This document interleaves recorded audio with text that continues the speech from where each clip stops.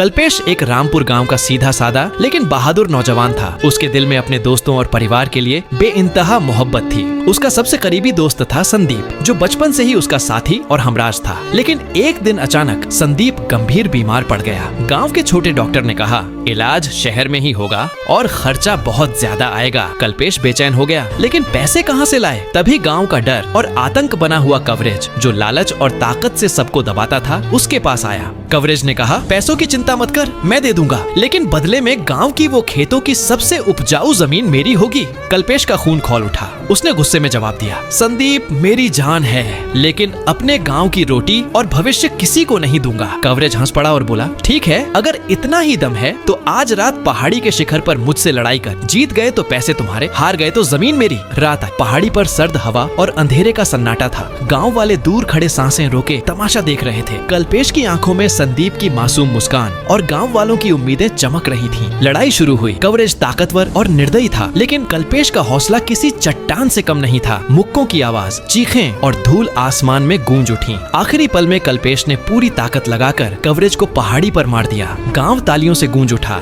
कल्पेश ने तुरंत संदीप के इलाज के लिए दवा जुटाई। जब उसने संदीप को दवा दी और उसे गले लगाया, संदीप की आंखों में आंसू थे। उसने धीमी आवाज में कहा, तू सच्चा दोस्त है कल्पेश, तेरी वजह से मैं जिंदा हूँ। कल्पेश की आंखें भी भीग गईं और ये गांव हमेशा जिंदा रहेगा।